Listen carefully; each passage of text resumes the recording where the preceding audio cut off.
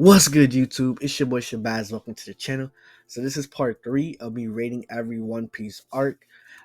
We left off on Thriller Bark, and we're now on the Sabaody Archipelago. Well, part 1 of it. Is about to be some Heat Rock that's about to commence. But if you haven't watched parts 1 or 2, you definitely should watch those first and then come back to this video. If you don't care and you just want to see my face, I appreciate you. I appreciate you anyway. But before we get started, drop a like, subscribe if you're new, tell a friend to tell a friend, and let's get started. Okay, so as I mentioned, we left off on Thriller Bark and we're now on Sabaody. I thought this arc was pretty goated. Because you get introduced to the ideas of the supernovas, which are all the rookies that have over 100 million berry bounty. So Luffy and Zoro are on that list.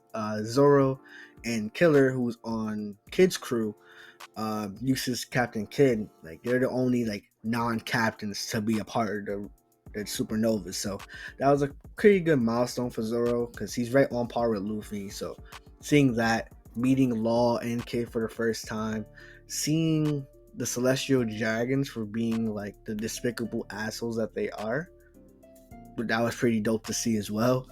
What else happened? A lot happened. We meet Rayleigh, who was the right hand man to Goldie Roger. So he was right there next to Roger the entire journey. He knows what the One Piece is. He knows what Laptel is. Everything. And he's gonna be a very important figure for Luffy later on because he ends up teaching him about hockey, about being stronger to conquer the new world. But we'll get to that later. But Rayleigh is a dope ass character. We meet Shaki. We meet the idea of like Fisherman Island, which is like mermaids and stuff like that. Because we meet a mermaid named Kami. A lot of good stuff happened. I thought a lot of it happened, and it showed that although they're the main cast, they take L's because Luffy had punched a celestial dragon, which is an iconic moment in One Piece, which for that alone puts it right up in the golden tier. But for me, it was golded because after he punched the celestial dragon, we get to know the consequences of his actions. Because normally with Luffy, like he'll do anything and like they'll make it out unscathed. That's usually how was the pattern of One Piece at the time. But with this, when he punched the celestial dragon, it was over. Like he punched him, socked him, very iconic moment, and then an admiral had pulled up on like ready to capture them. So like, and they weren't ready to take on the admiral. They're not that strong yet. Luffy's not strong. Zoro's not strong in comparison to like admirals like Kizaru, Akainu, and Aokiji. Like they're not that strong yet. Maybe vice admirals, maybe, but definitely not admirals. Like they're the big shots of the army of the Marines. And I said Puma. Kuma from the Labark, he comes back, and right as when like all hope seems lost and like they're about to get like smoked by Kizaru, he comes through, and with his paw fruit, the same fruit that took away Luffy's pain from Thriller Bark, he's able to like send people flying, but they disappear. So we assuming that they're dead, and we'll touch on more on that later. But he's one by one. Zoro done, Nami done, Robin, Usopp, Brook, Frankie, they're all like getting like disappearing. So we assume like, oh shit, they dead? Like what the hell's happening? But then Luffy, he's the last one. He's like, yo, like he starts crying. He's like, yo, why I'm so weak? Why am I so weak?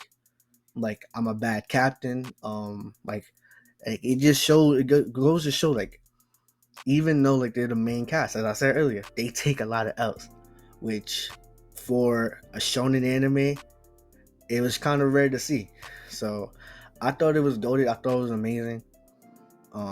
It was pretty good, and it kind of like set the stone. Like yo, like they actually set like a lot of the foundation for a lot of like the stuff that's about to happen in the next couple arcs, which is dope. But moving on to Amazon Lily. So as I mentioned earlier, Kuma, I keep saying Puma because like the sneaker brand, but Kuma, he sent all of them flying, and we thought he thought like they disappeared, like they died, but in reality, his fruit is able to like send people flying in the different directions for like 3 days or so. So when we get to Luffy waking up, he's flying still, and he's going in and out of sleep, like having like that nightmare of like what just happened, like what just transpired, like in Sabaody. And he's like, "Oh snap! Like I'm okay, I'm alive. That means his crew's alive." So he's like, "Okay." He has a sense of relief that his crew's alive. Like cool. Um, and he was like, "Yo, like so before, like we were trying to escape." Luffy had said, "Like we're not strong enough. Come back here in 3 days." Like that was the plan. Like we were gonna come back here in 3 days and just get right. But a lot of stuff happened that we never had to talk about, but they couldn't do that. So he lands in the Amazon. Amazon literally is basically an all woman, like Wonder Woman. Like Amazon is like all woman island, which is Sanji's dream, which is like my dream too. Now play, but he lands in the island, and like he meets Boa Hancock, who's a warlord of the sea at the time, and she's like anti men. She's like he hates all men, but this was because she was sold. She was like a slave to the Celestial Dragon, so like she hates everybody basically. She's like the most beautiful woman in the One Piece world. She's pretty fire. She's pretty dumb. I personally think Robin's fire, more fire than her, but I mean that's in me. But this arc though was pretty. I think it was calm. I think it was valid. I think decent. I think it was decent. It set a lot of things in stone. Like not a lot of action happened, but in terms of like the story, it kind of helped it go along. So that's why I think it was decent to valid. But I'm gonna keep it at decent for now. So Luffy, we get a couple shots of like him with his conqueror's haki, which is like his dominant will, like his king's will, the will of a king. We get a glimpse of that, ever so slightly. It's like a small glimpse of that, and eventually he warms up. Oh, Boa Hancock warms up to Luffy, like he's a good person. He's a good person, like whatever. But prior to all of this, in Alabasta, as we see, I love One Piece because like a lot of things interconnect. Like things from the first episode all the way all to the 1,000th episode, like they all connect for some reason, in some way or shape or form. But in Alabasta, I forgot to mention this.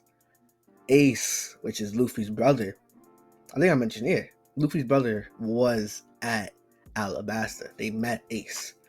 Ace was chasing down a particular pirate from his former crew because the former pirate killed a crewmate, and you can't do that. You're not supposed to do that. So he wanted to discipline him, whatever. Ace has a devil fruit called the Flame Frame Fruit. I ain't gonna give a whole synopsis on Ace, but essentially, the dude, the former crewmate, he ate the dark fruit. His name is Blackbeard. We met him in Jaya. Remember that. We met him in Jaya. A lot of stuff happened in Jaya. Actually, speaking of which, I gotta change Jaya from decent to valid because of some extra details that my man's put me onto. But we meet Jaya, we meet Blackbeard, and him. I said him. Ace and Blackbeard had a fight. Blackbeard beat Ace. In order to, in Ace was taken to the world government in exchange for Blackbeard being a status of a warlord. So that's like all over the news, all over like the newspapers, and Luffy gets word of that. He sees the newspaper, like, oh snap, like that's my brother. I gotta free him now. Like the execution is like in like 3 days. I gotta go free my brother. So that sets up Impel Down, which was amazing. It wasn't goaded, but I think it was straight up amazing.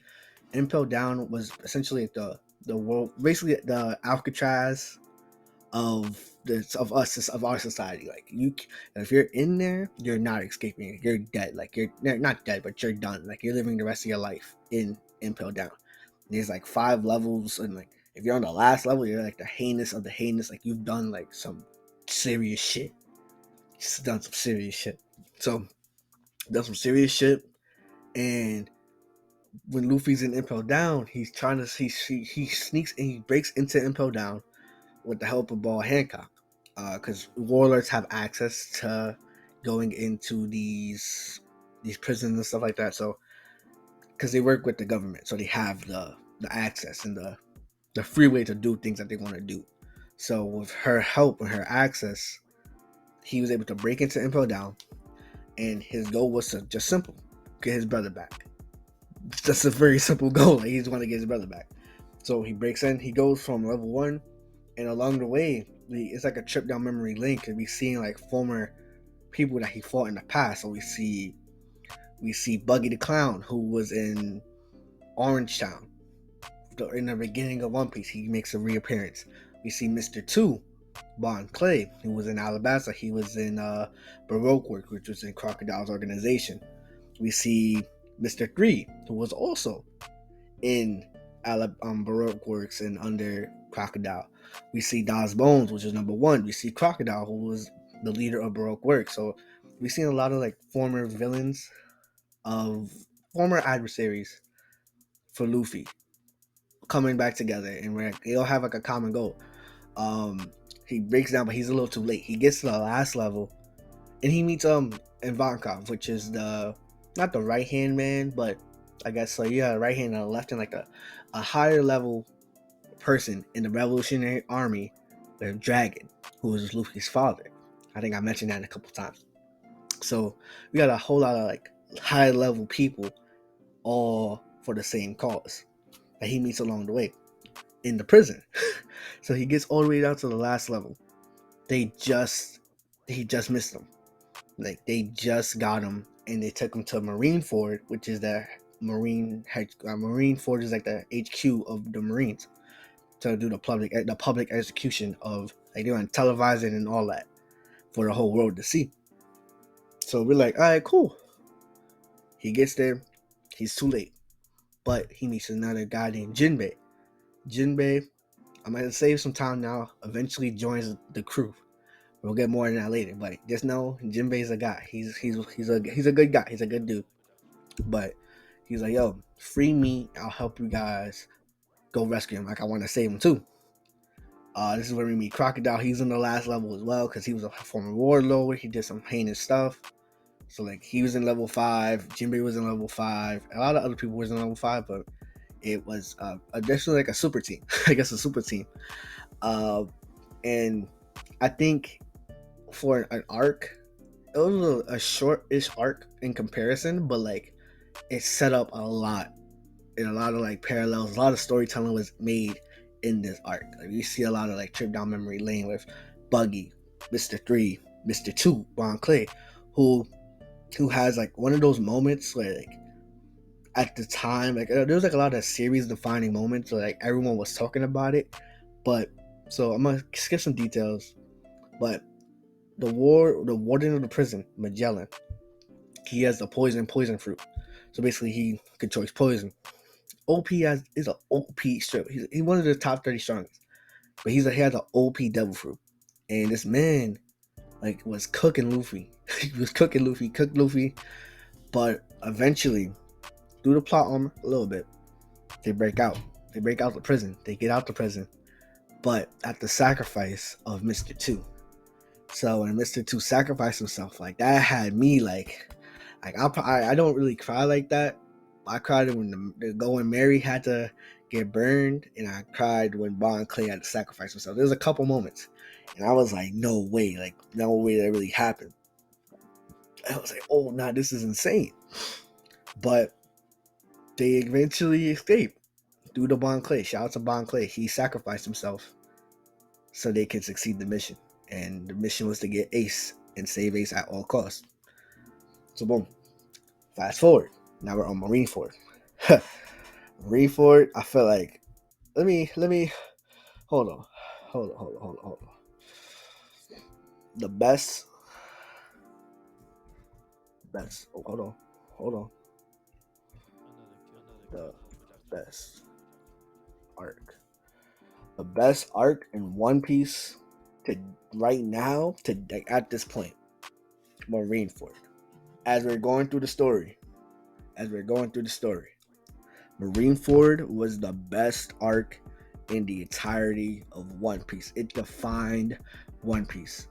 If you was a fan of One Piece from Skypiea, from Arlong Park, that's when I became a personal fan of it. Alabasta, Enies Lobby, Part 1 of Sabaody, Marineford was all that and more. This was expected. You had Whitebeard, who was the rival of Goldie Roger. Granted, he was old as hell, but because Ace was in Whitebeard's crew, Whitebeard's not going to allow one of his own crewmates to get executed. So you already know he's going to pop out. You got the Marines, the high level, you got the Admirals, you got Kizaru, who was in Sabaody, he was strong as fuck. Akaiji, Akainu. We got Garp, who's Luffy's grandpa. You got Sengoku, who's the fleet admiral of the Marines. Like, you got mad high level individuals in there. You got the New World. You got high level pirates from the New World, allies of Blackbeard. You got mad stuff.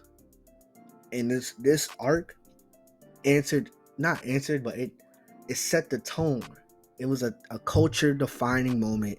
It was a sea defining moment. So like the winner of this war had a big leg in, because it was like a balance of power thing with the Yonko and the world government and the warlords and the pirate. It was like a whole like balance of power thing, but two big powers like the one Yonko and the government, that's insane. So seeing all that come together in this one arc, all for one man who was Ace, who turns out to be the king of the pirates, Goldie Roger's son. It's crazy. It's crazy. The world finds out that Ace is Roger's son. Ace detests Roger because of his bloodline and what he did and what being his son meant. Everyone was talking bad about Roger because no one really like pirates are essentially good, not good, they're bad guys because they raid and do all this other stuff, but there are some good pirates like Luffy. All he wants is food. That's literally all he wants. Like, he don't care about the notoriety. He doesn't care about, like, he's a very humble dude. If we see some dumb shit happening, he's the first to step up. But if you're his friend, he'll fight for you, but he not gonna want to. He doesn't really start stuff. He be chilling. You feel me? But there are bad pirates and there are good pirates. Just like there are bad Marines and there are good Marines, like Kobe and Akiji. I think Akiji is a good. I think he's considered a good Marine. But there's, oh my god, there's so much to talk about with this one war alone, bro. There's a lot that happened. But to skip a lot of the details, I'm gonna give you the main points. This is the best arc in One Piece to date because it had everything. It had the hype moments. It had the emotional moments. Ace dies, unfortunately. And I'm like, damn, they did all of this. Luffy broke into prison, broke out of prison, got all the way to the war, freed him. Actually, he got him out his handcuffs for him to die anyway. And I was like, damn, like, I was tight. Like, I cried on a couple moments in One Piece, like I mentioned, when the Go and Mary had to go, when Bon Clay, Mr. 2, when he had to sacrifice himself for the sake of the mission, and then when Ace died, that had me in my heart, bro, for like a good day or two. Like I stopped watching One Piece for like a good day, just to like get emotionally like read back to it, because like I lost my emotion. I was like, damn, like they did all this work just for my mans to die anyway.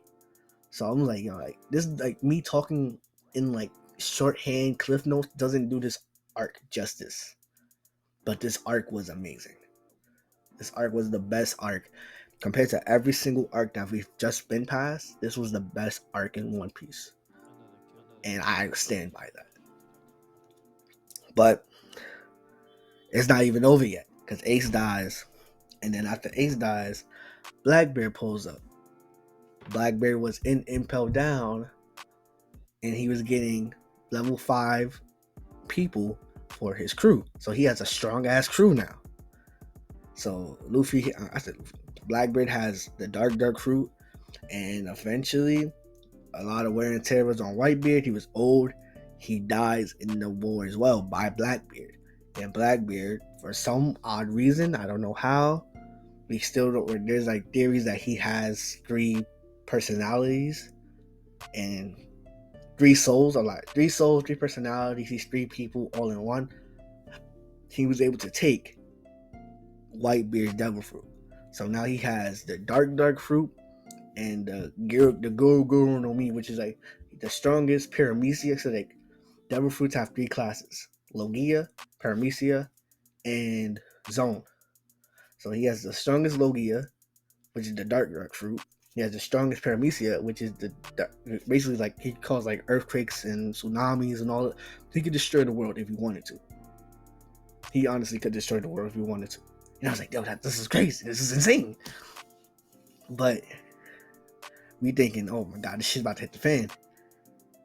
And then Kobe, he's like, yo, like Ace dies, Whitebeard is dead. Like why are we still fighting? Like we won. Like the Marines won. Like Whitebeard is dead, Ace is dead. Like why are we still fighting? Akainu took like offenses. Like yo, like the job's not done until all of them are dead. Like type shit. He's like a hardcore justice over everything. Like no, like he killed Ace. So first of all, fuck him. But like he killed Ace. He assisted in the death of Whitebeard because he dealt a lot of damage to Whitebeard. And I'm like, yo, like y'all won. So as soon as he's about to like murk Kobe, Shanks pulls up. And Shanks don't do much in the story, but when my man's pull up and he said, yo, this war is over, who gonna check him? Who's gonna check my son? Who's gonna check him? No one's checking him. No one's checking him at all. So for me, the war eventually ends. Luffy's in a state of shock. Like he can't move. Like Ace died in his arms. So for anybody to have to go through that, he is in a state of shock. So he can't move. He's crying. He's going through it right now. Like with the help of Jinbei, with the help of Law, because Law pulls up, Bugged Clown like gets him away. Like eventually he survives, and it's traumatizing. It's very traumatic going through all that work just to have your brother die in your arms. Like that's crazy.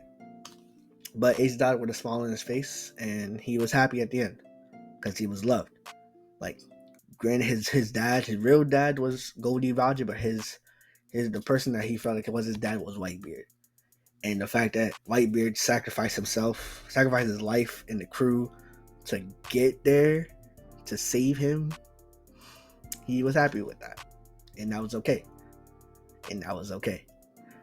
But we get to post-war, to the 3-day, the 2Y. So as I mentioned at Sabaody, they was like, yo, come back in 3 days. No. Rayleigh told Luffy, yo, if you go back to Sabaody, the same thing is gonna happen. Like you're not strong enough yet. You should train for 2 years with me, and we'll get you right for the new world. So he goes back to Marineford. He rings some bells, basically like symbolizes like the changing of the times or whatever. And he's like, yo, like he has a tattoo that says 3 days, no, 2 years. Like we'll meet back at Sabaody in 2 years. So he stays in the island next to the Amazon Lily, and him and Rayleigh train for 2 years on Haki, on strengthening his devil fruit, combining his devil fruit with Haki, and he becomes a beast. Zoro trains with Mihawk. I don't want to talk about like how each straw had went, but essentially Zoro trains with Mihawk. Nami's in like a sky island, learning about the weather because she's like she's a navigator, so she has to know about the weather and stuff like that.